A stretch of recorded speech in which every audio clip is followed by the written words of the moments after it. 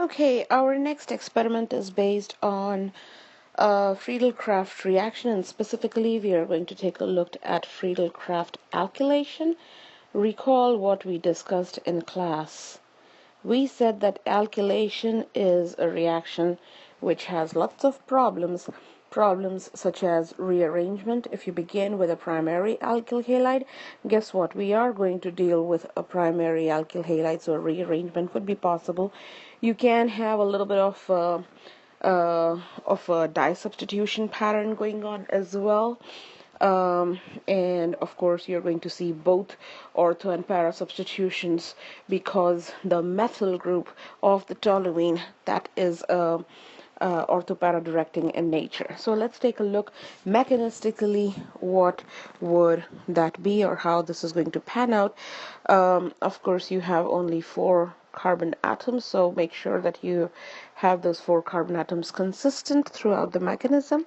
So your first step is chlorobutane, which interacts with AlCl3, and as it does so, as it coordinates, it generates a primary carbocation, which is not going to be very stable, and so it's going to go through a rearrangement, primarily through a 1,2 hydride shift, just as we discussed in class.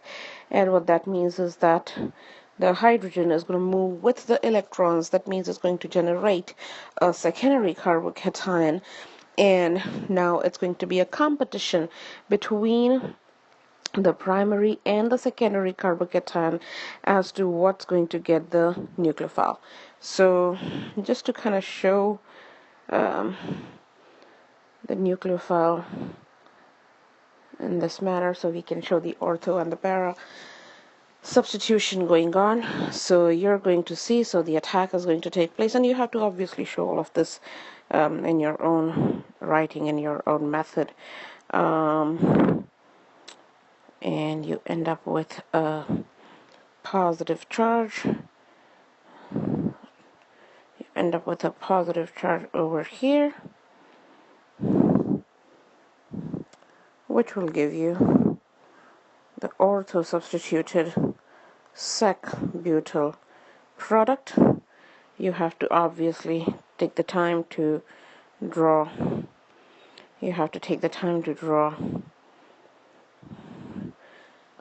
The para substituted product. There will be an ortho substituted N-butyl product. There will be a para substituted N-butyl product as well, and then there could be dimerization that might occur. So those are the main 4 products, but in addition to that, there could be dimerization products as well. So you should be able to draw all of those. Okay, let's take a look at how the experiment is run. So first things first, what you'll do is you will begin with a 25 milliliter round bottom flask. Should be completely dry, 25 milliliter. And you're going to add to that 0.5 grams of AlCl3. Funny story about AlCl3. AlCl3 is aluminum chloride, and so what you will see in the hood is a small bottle which will be placed in a secondary container. So it's a tin can which contains an absorbent material called as vermiculite, and it's kind of shiny, and it has a small bottle which contains your AlCl3. Now the reason why we put the secondary container in there is because in case of a spill, that absorbent material is going to immediately absorb all of the reagent. The reagent is extremely reactive with moisture, so you don't want to leave that AlCl3 bottle open, or once you have weighed it out, you don't want it to be lying around for a very long time. In the past, some students have mistaken this absorbent material just because it's shiny. They thought, oh, aluminum and shiny kind of go hand in hand. Realize, I'm not putting aluminum metal here. I'm putting aluminum chloride. That's a salt. Sodium chloride, it's a salt. It's got nothing, it doesn't have a shiny metal in there. So please be careful. Read the label of the material that you're putting in your sample, of course. Otherwise, you're not going to see the result that you're supposed to. And there we go. We have 3% points down the drain. So, all right. So once you have added the 0.5 grams of AlCl3, I want you to cover it with about 8 milliliters of dry toluene. Now the bottle, the reagent bottle, will say toluene. We have dried it, so consider that as dry toluene. It means the same thing, dry toluene. And what that also means is that you should not leave the bottle open, because toluene will absorb moisture if left for a long period of time. Now, if I were you, I would stopper it, just so that you're not allowing any moisture to interact. Also, when you put in the toluene, try to put it, kind of along the sides a little bit, just in case there was a little bit of 0.5 grams AlCl3 which kind of stuck on the neck. Or you should just be careful enough that when you add this, let it land to the bottom of your flask rather than touch the neck of the flask.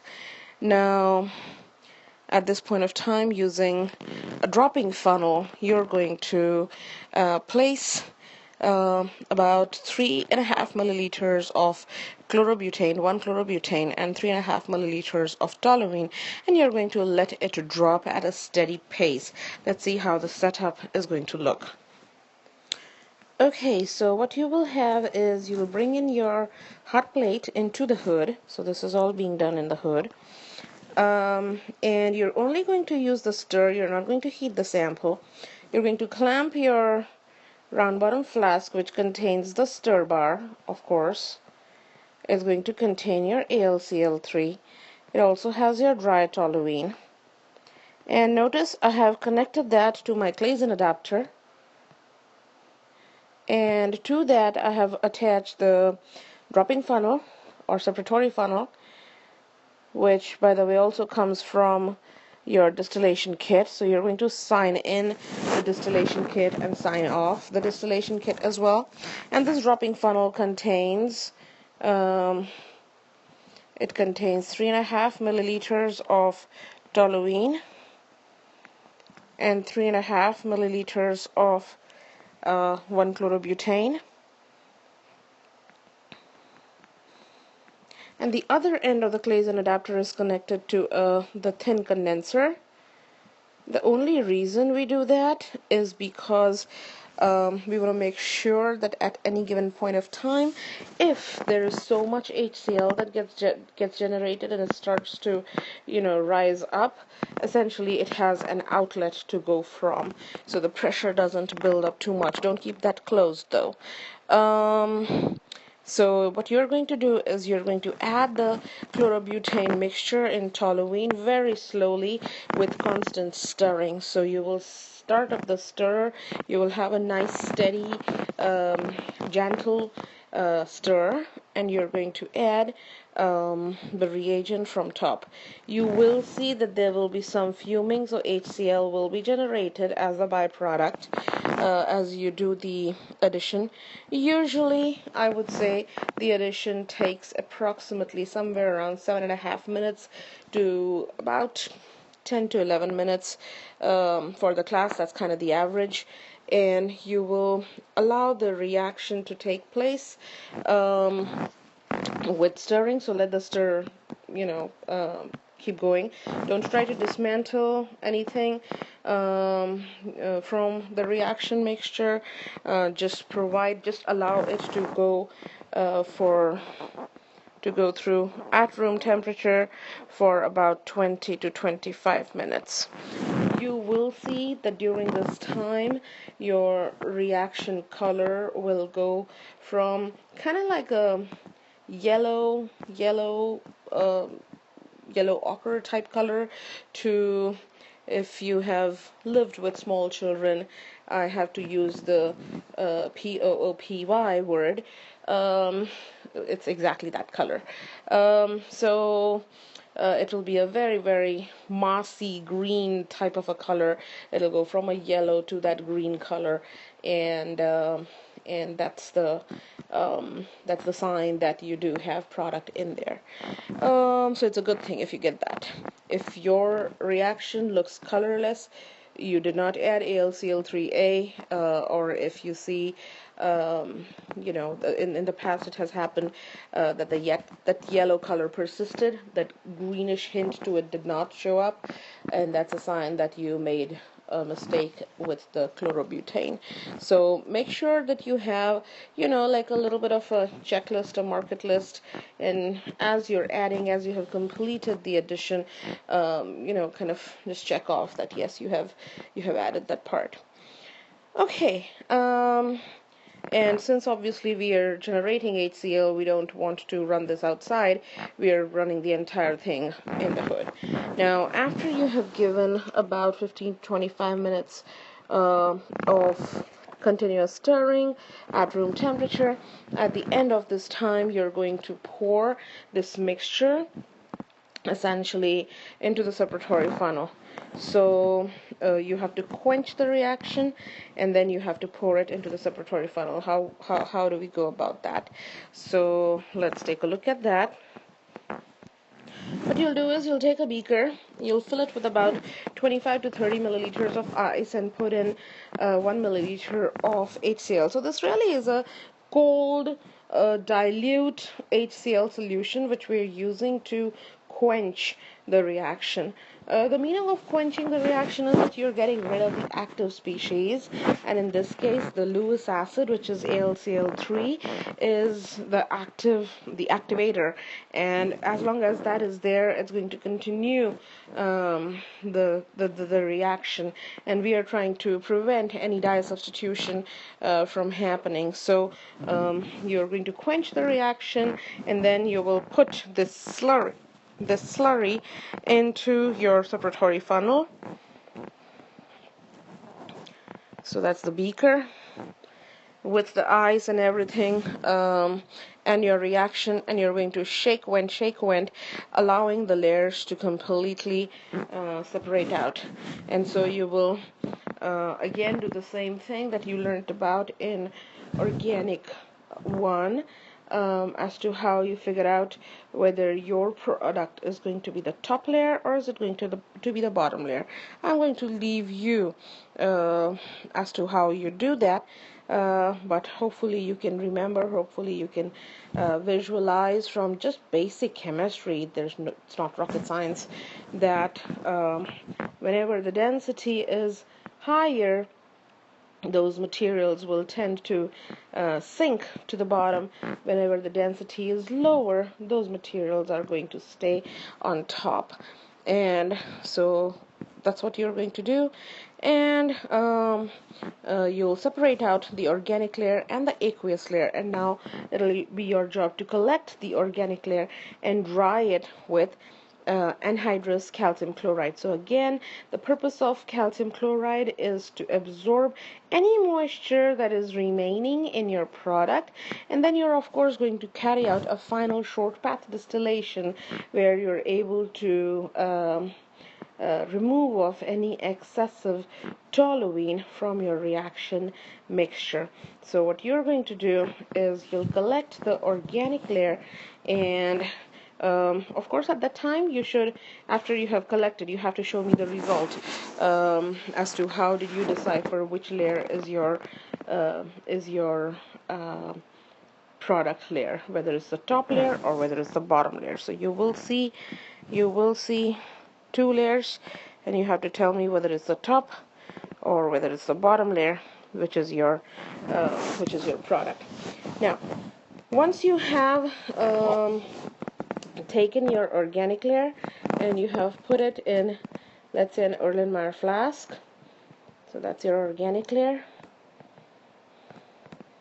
and you provided CaCl2 and hydroClCl2. Usually about 1 gram or so is plenty, but the trick to that is, as you add the calcium chloride, give it a swirl, and if you see that there are some chunks of calcium chloride at the bottom, that tells you that calcium chloride is active and it's absorbing any moisture. And during this process you will also notice that your contents will go from kind of like a cloudy um, um, to almost clear, or they will tend to clarify a little bit.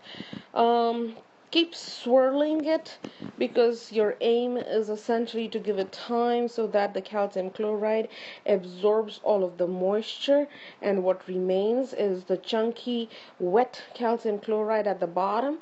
But you also need to see some calcium chloride which should move with the swirling action, and the reason for that is because then that tells you that all of your calcium chloride is it has saturated the system completely, and that's a good sign.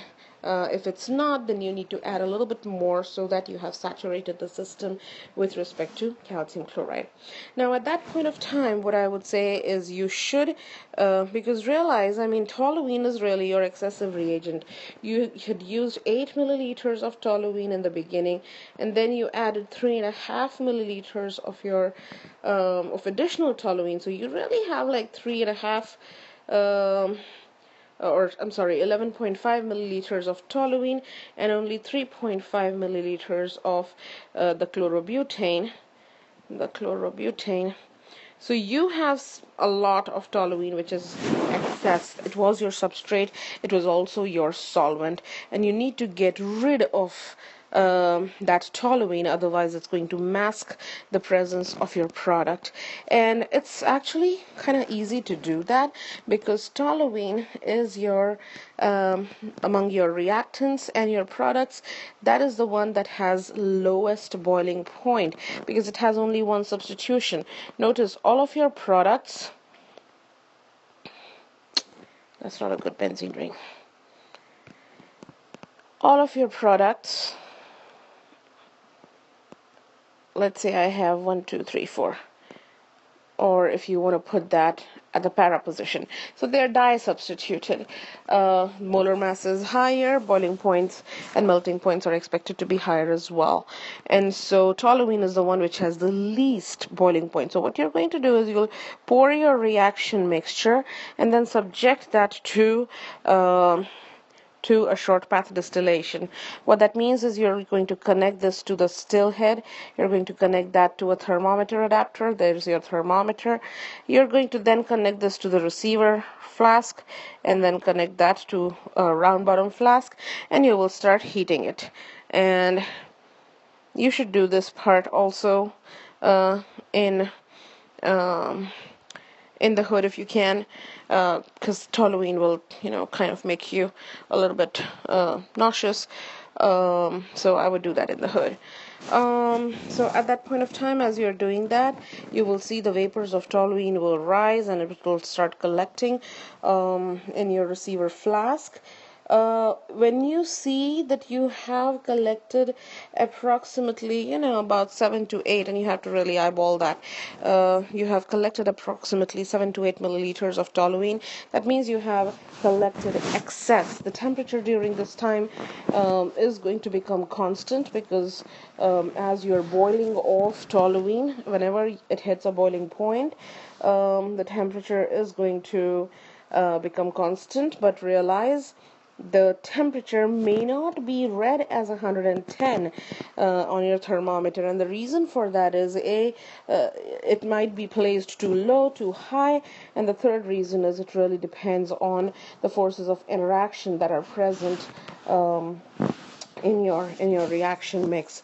But you're doing this basically to remove all of the toluene, and what remains behind in your starting flask, that is going to be your product.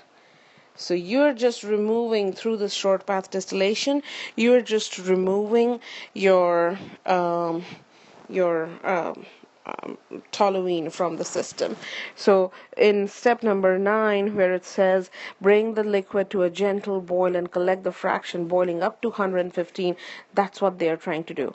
And then step number 10, and then 11, and then 12, they are actually saying that you are going to sort of separate out what boils at 170.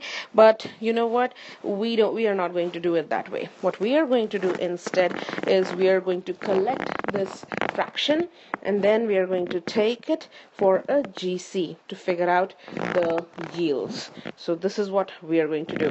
After the temperature tends to rise, so you will see, like I said, when all of the toluene has been collected, during that time you will see the temperature become constant, and then it will begin to rise again. That is the time you should stop heating, and you should basically collect your sample, and you should start analyzing that. This is what you will do for the analysis. I want you to figure out the percent yield, because percent yield will obviously give you, how much of the material you got. Realize in this case your yield is going to get split between the 4 or 5 different kind of products that you're going to get, and you can figure out how much of each you're going to obtain using the GC. So what you will do is you will take your percent yield, and then you will stand in the queue for the GC, and the lab tech will run the GC for you.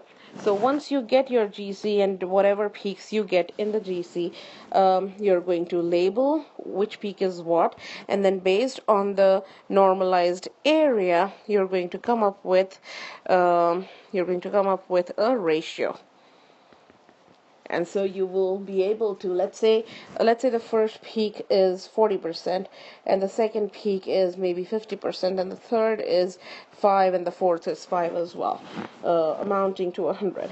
You can say that 0.4 times, let's say my total percent yield was 30. Suppose I will say 0.4 times the 30% yield is going to give me your overall percentage yield for that particular component. So you can do that for all of your components, so that you know exactly how much you were able to isolate from your reaction mix. You will also run an IR, and we will provide you the IR of toluene by itself. You're going to run the IR of your reaction mix. Comparing the two should give you an idea as to what happened, how the reaction proceeded. If I were you, I would also pay attention to the overtone region, because it's going from a mono substituted to a di substituted section, and you can look at the difference between the two pretty clearly, and that should give you some information as well. Of course, in this case, realize that it's going to be, since it's a mixture, the ortho substituted and the para substituted, both of those are going to be seen together. And if you have, like di substitution, or in this case tri substitution, it's going to be a very complicated setup. But as long as you don't see the overtones of toluene, but something different, that's the key. Then comes refractive index. So recall what we learned in case of organic 1, how to determine the refractive index, and we also of course did that on day 1 of class. So we will be measuring the refractive index of your reaction mixture, and we'll compare that to the numbers for toluene by itself and 1-chlorobutane by itself, and so we will be able to make a call as to how the reaction proceeded. So again, 4 things: GC, IR, refractive index, and percent yield. This is what you are going to discuss in your discussion section as well, and that will be it.